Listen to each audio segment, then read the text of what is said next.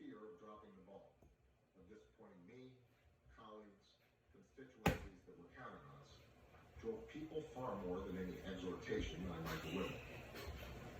Everybody was sleep deprived, perpetually. Rarely did senior staffers put in less than a 12-hour day, and almost all of them came in for at least part of each weekend. They didn't have a 1-minute commute like I did, or a bevy of chefs, valets, butlers, and assistants to shop, cook, pick up dry cleaning, or take the kids to school. Single staffers stayed single longer than they might have liked. Those staffers lucky enough to have partners often relied on an overburdened and lonely spouse, creating the kinds of chronic domestic tensions that Michelle and I were more than familiar with. People missed their children's soccer games and dance recitals. People got home too late to tuck toddlers into bed. Those like Rom, Axe, and others who decided against putting their families through the disruption of moving to Washington barely saw their spouses and kids at all. If anyone complained about this, they did so privately. Folks knew what they signed up for when joining an administration. So-called work-life balance wasn't part of the deal, and given the perilous state of the economy in the world, the volume of incoming work wouldn't slow down anytime soon. Just as athletes in the locker room don't talk about nagging injuries, the members of our White House team learned to suck it up. The cumulative effects of exhaustion, along with an increasingly angry public, an unsympathetic press, disenchanted allies, and an opposition party with both the means and the intent, turned everything we did into an interminable slog, and a way of fraying nerves and shortening tempers. We began hearing more consternation over Rom's occasional outbursts.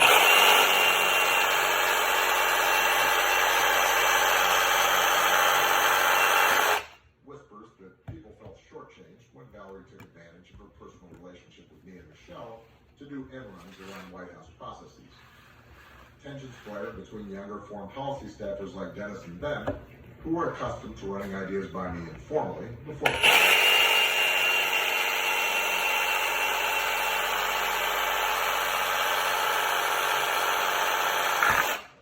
And subordinates were expected to stay in their lanes. Members of my cabinet had their own frustrations. While Hillary, Tim, Robert Gates, and Eric Holder got most of my attention by virtue of their posts, other cabinet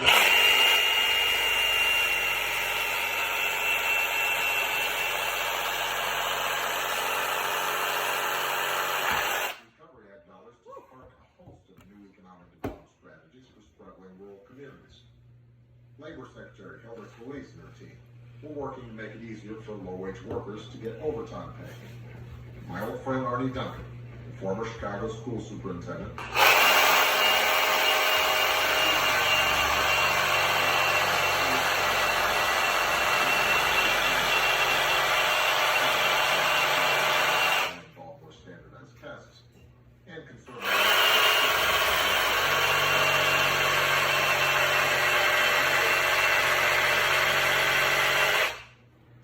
such achievements.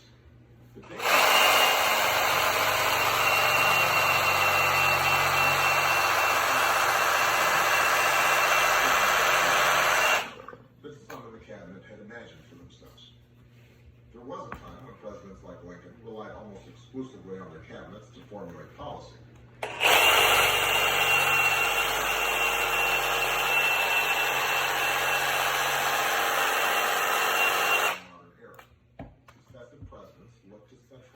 More and more decision-making under one roof, swelling.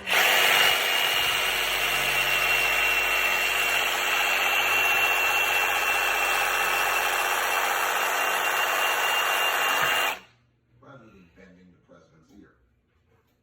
The shift in power showed up in my calendar. Whereas folks like Ron or Jim Jones saw me almost every day, only Hillary, Tim, and Gates had standing meetings in the Oval. Other secretaries had to fight to get on my schedule, unless an issue involving their agency became a top White House priority. Full cabinet meetings, which we tried to hold once a quarter, gave people a chance to share information, but they were too big and unwieldy to allow for much actual business. Just getting everybody seated in the cabinet room was something of an ordeal, with folks having to take turns sidling awkwardly between the heavy leather chairs. In a town where proximity and access to the president were taken as a measure of clout, the reason why senior staffers coveted the West Wing's cramped, ill-lit, and notoriously rodent-infested offices rather than the spacious suites in the EEOB across the street. It didn't take long for some cabinet members to start feeling underutilized and underappreciated, relegated to the periphery of the campus, and subject to the whims of often younger, less experienced White House staffers.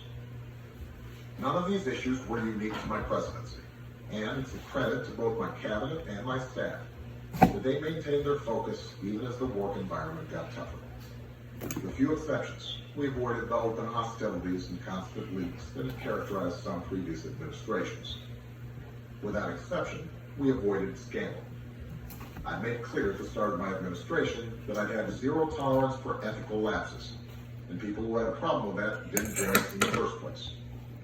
Even so, I appointed a former Harvard Law School classmate of mine, Norm Eisen, as special counsel to the president for ethics and government reform, just to help keep everybody, including me, on track. In the wide, unblinking eyes of his zealot. The well-earned nickname, Dr. No. Administration officials to attend, his response was, "Go. Keep it up." I tried to be in meetings, I made